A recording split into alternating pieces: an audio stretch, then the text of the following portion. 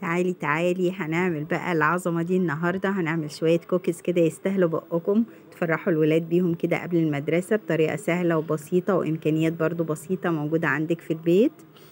مش هتحتاجي تشتري من بره حاجة غير يعني ممكن يكون البيض هي هناخد بيضاية واحدة وممكن تستغني عنها. السلام عليكم ورحمة الله وبركاته.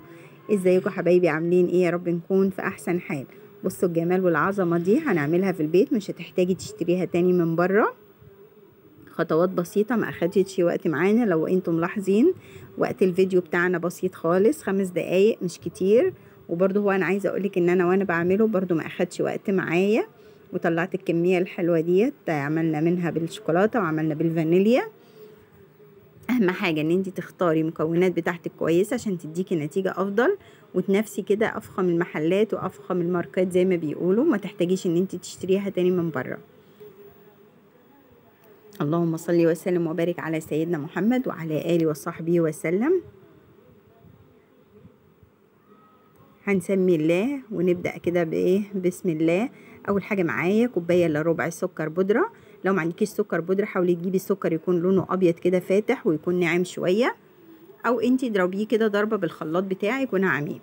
ومعايا برضو زيها كده كوباية إلا ربع ديت زيت على زبدة. ممكن تستعملي سمنة بس، ممكن تستعملي زيت بس، ممكن تستعملي زبدة بس، حسب المتاح عندك والموجود. بس أنا بحب الزبدة بصراحة في الحلويات بالذات، بحس إن هي بتخليها كده راقية كده ولها طعم مميز وناعم كده وحلو.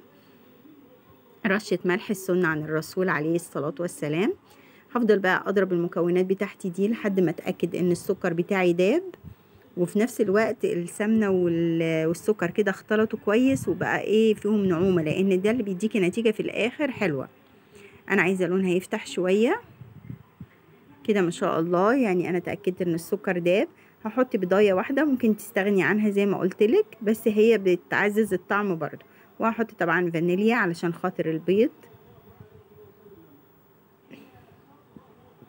معلقة نشا دي ضروري في المكونات بصراحة، لان هي بتفرق خالص في الطعم. معلقة لبن بودرة اختياري، بس برضو بحس ان هي بتخلي الطعم حلو، وفي نفس الوقت برضو بتخلي الحلويات بتاعتك اكنها برضو حاجات فخمة كده وراقية.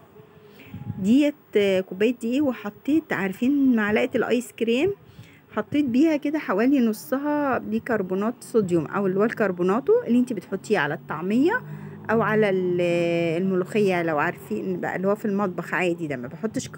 ما بحطش بيكنج باودر.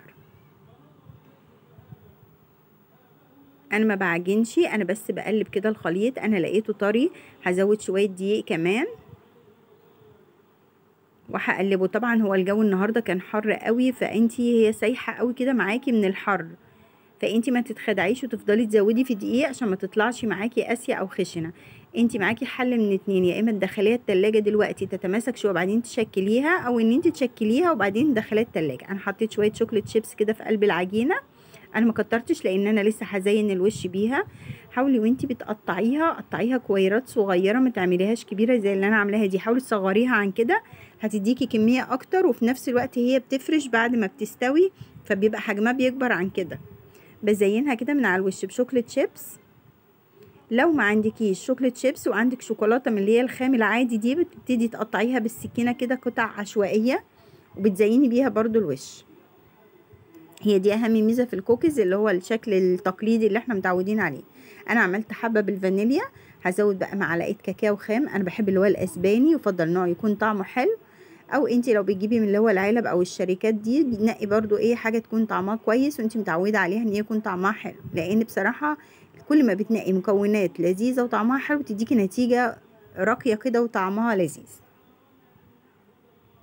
خلي حلوياتك كده تحسي ان هي حاجات فاخره. انا شكلتها اهوت، هدخلها بقى التلاجة حوالي 10 دقايق، وبعدين هولع الفرن على درجة حرارة 160 او 170. هي بتاخد نار هادية قوي، عاملة زي الغريبة او البيتي فور او النواعم كده للكحك، لان احنا بيبقى عايزينه يستوي من جوه بس في نفس الوقت ما ياخدش لون معانا.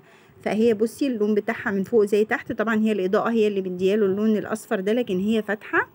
وبصوا من جوه ما شاء الله عليها، هي طريه لسه عشان سخنه، لكن انت ما بتسيبيها في الهواء شويه بتنشف معاكي، بس مش بتنشف للدرجه اللي هي تبقى مقرمشه زي البيتي فور، لا هي بتطلع كده زي ما بقولك خليط ما بين الغريبه كده والبيتي فور، بس والله كان طعمها ما شاء الله عليها، تستاهل بقكم. جربوها وقولوا لي.